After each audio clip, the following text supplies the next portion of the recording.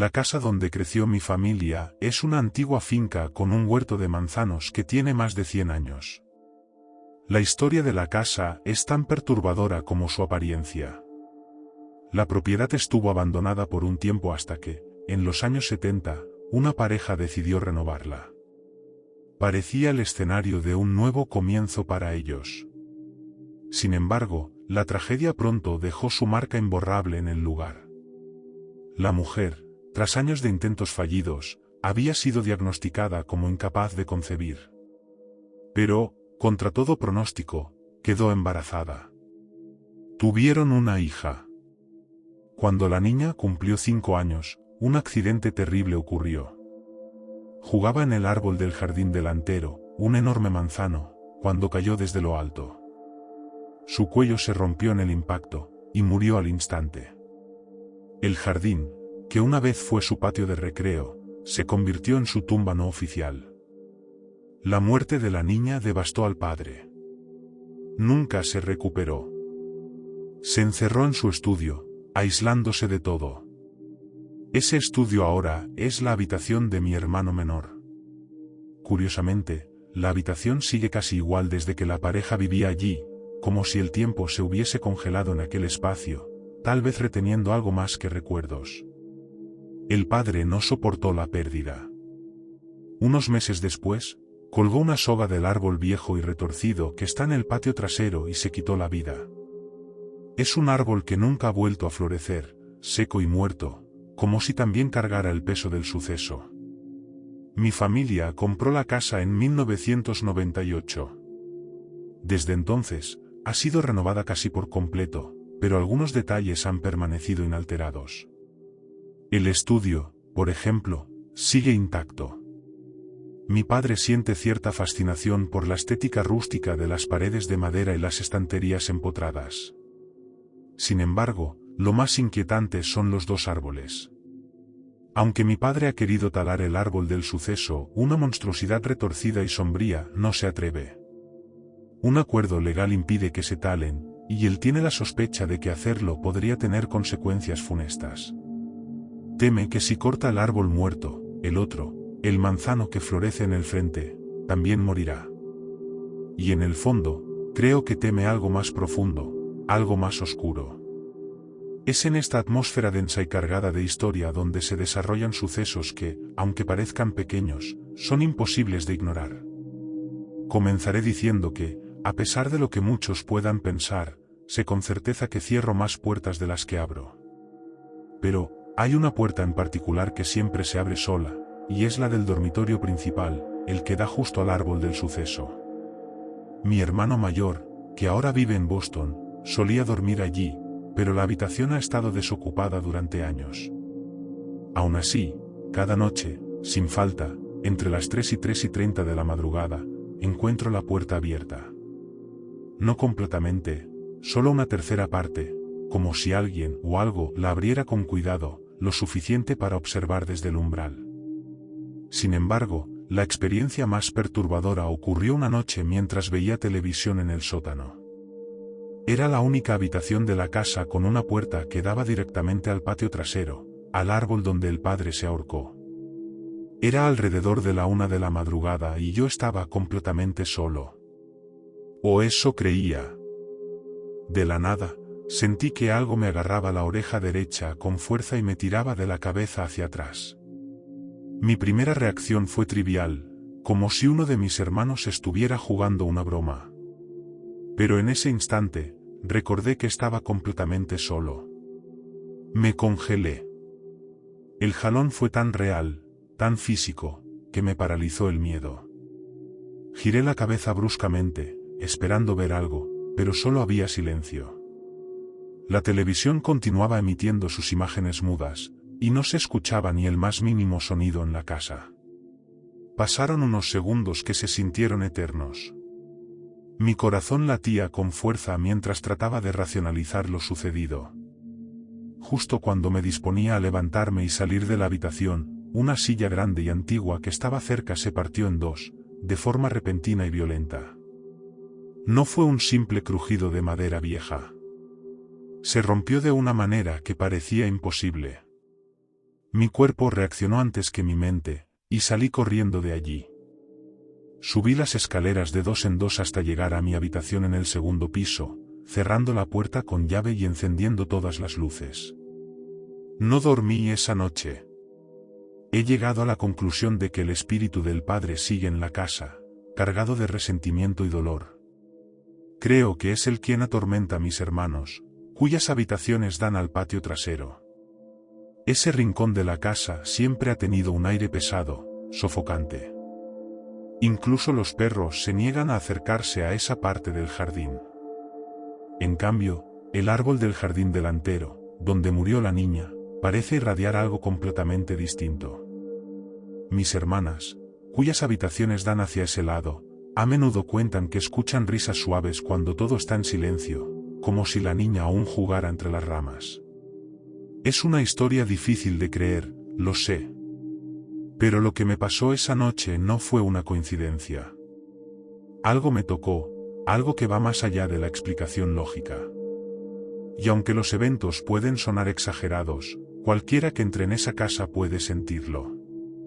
La presencia está ahí. No puedes ignorarla.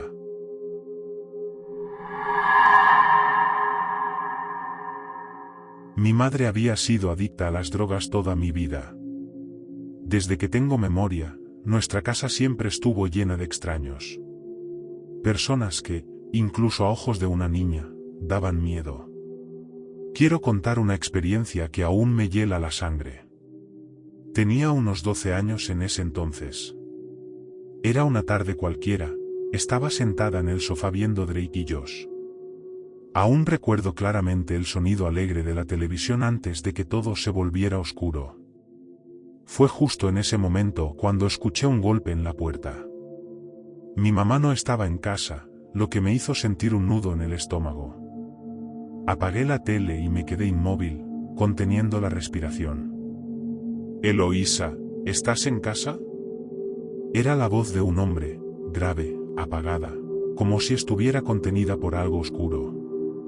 «Solo quiero dejar algo, Eloísa». El silencio en la casa se volvió más pesado, como si estuviera esperando junto a mí. «Eloísa, abre la maldita puerta. No voy a hacerte daño». Mi corazón comenzó a latir más fuerte. A los 12 años ya sabes que, cuando alguien te dice que no te va a hacer daño, es porque tiene todas las intenciones de hacerlo. La manija de la puerta comenzó a sacudirse violentamente. «Te lo juro por Dios, voy a tirar abajo esta puerta. No puedes seguir ignorándome, Eloísa. No puedes huir de mí». Los golpes en la puerta se hicieron más fuertes, más furiosos. No pensé, solo corrí.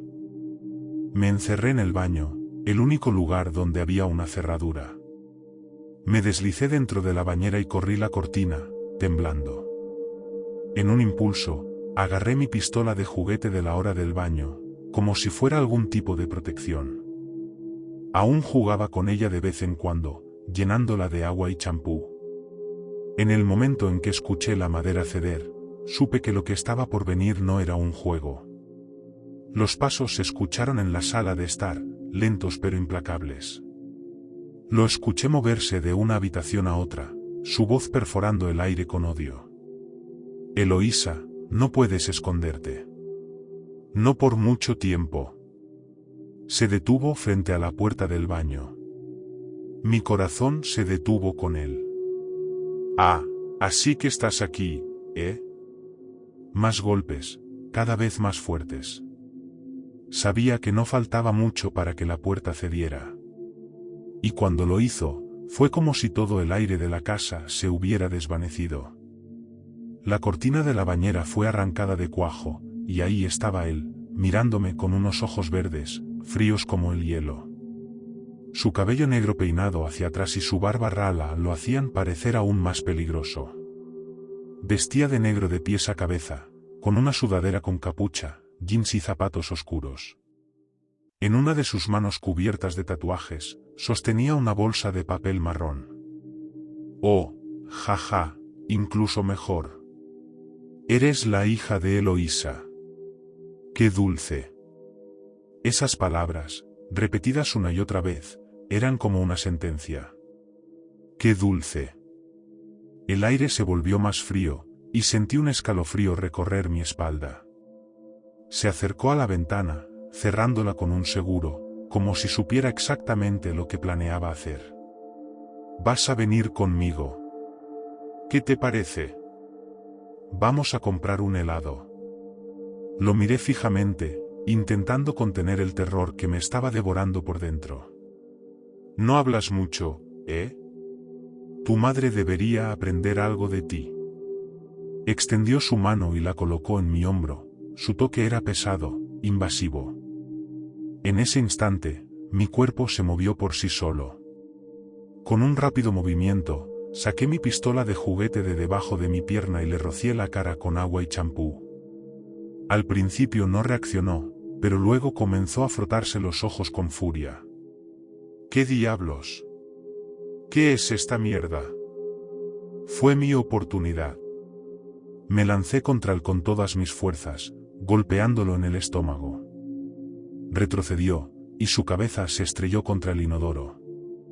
Aproveché el caos y agarré la bolsa de papel marrón de sus manos, saliendo disparada del baño, bajando las escaleras a toda velocidad. Cuando llegué al pasillo, encontré a mi madre en la entrada. La jalé del brazo sin decir nada. «¿Qué te pasa? Me hiciste tirar mis cosas», gritó, mientras una lechuga rodaba por el suelo, alejándose lentamente. En medio del pánico, un pensamiento absurdo cruzó mi mente: «Sé libre, amiga lechuga». Finalmente, mi madre notó mi expresión y comprendió que algo estaba terriblemente mal. Sin decir una palabra, corrió conmigo hasta la casa de mi tía. Allí, después de recobrar el aliento, le conté todo lo que había sucedido. Describí al hombre, su apariencia, lo que había hecho. Mi tía lo reconoció de inmediato: Tony, un hombre a quien mi madre le debía mucho dinero. Fue entonces cuando me di cuenta de que aún tenía en mis manos la bolsa de papel marrón. Se la entregué a mi madre, con las manos temblando. La abrió con cuidado, y dentro encontró un arma. Aquel hombre no había venido a hablar. Había venido para matarla.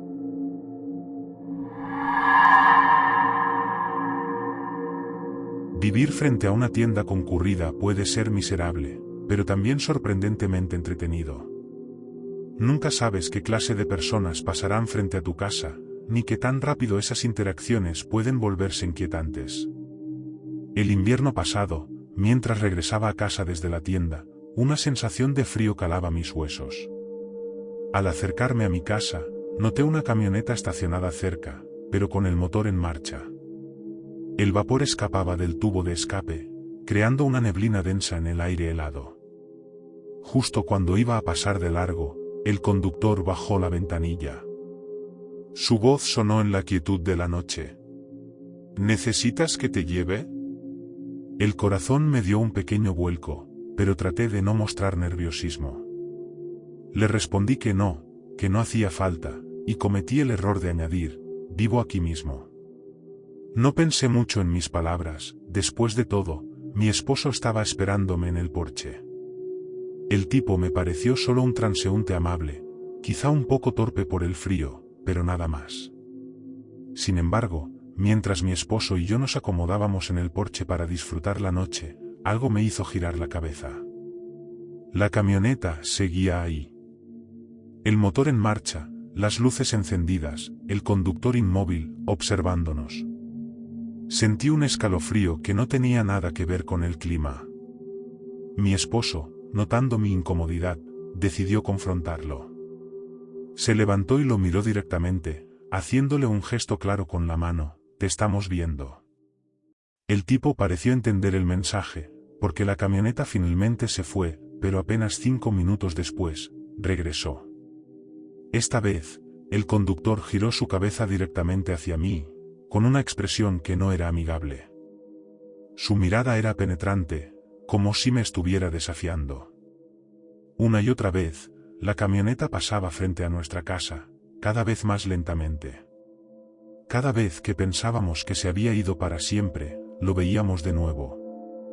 Mi esposo, harto, salió a la acera y levantó el brazo, con un gesto claro de ¿qué diablos te pasa? El tipo aceleró y desapareció en la oscuridad. Esa noche la dimos por terminada y nos metimos en casa, pero no pude dejar de espiar entre las persianas, mi corazón latiendo en mis oídos. Al día siguiente, vi una camioneta del mismo color estacionada a unas manzanas de distancia. Desde allí, se podía ver claramente nuestra casa.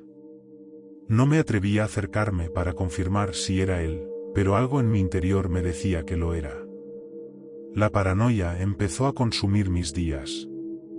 Cada vez que pasaba una camioneta cerca, el miedo se me agarraba al pecho. Semanas más tarde, estaba caminando por la misma ruta, intentando sacudir la ansiedad. De repente, allí estaba. Otra camioneta. Estacionada. Con el motor encendido. Sentí como mi estómago se hundía en un pozo de horror. Pasé junto a la ventanilla bajada, y ahí estaba él. Sonriendo. Una sonrisa extraña, desprovista de toda calidez. La familiaridad del momento me golpeó como un rayo. ¿Necesitas que te lleve? Repitió, exactamente igual que la primera vez. La furia y el miedo se mezclaron en mi pecho, haciendo que las palabras salieran como un latigazo. No. Aceleré el paso, sintiendo como sus ojos seguían cada movimiento. Mi respiración era un caos. Apenas crucé la calle, escuché el rugido del motor. Miré de reojo y lo vi incorporarse lentamente hacia la calle, acercándose.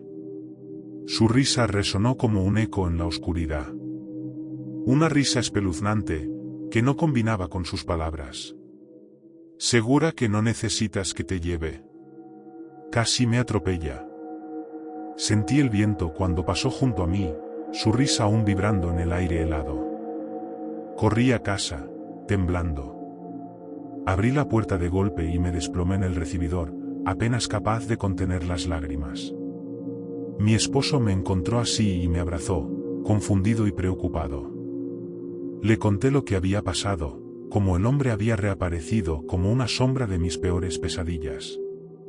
Decidimos llamar a la policía, esperando que pudieran hacer algo. Pero todo lo que nos dijeron fue que no había hecho nada ilegal, que no podían acusarlo de acoso, y que lo único que podían hacer era advertirle. Desde ese día, no lo he vuelto a ver, pero cada vez que escucho el motor de una camioneta en la distancia, un frío indescriptible me recorre la espina dorsal.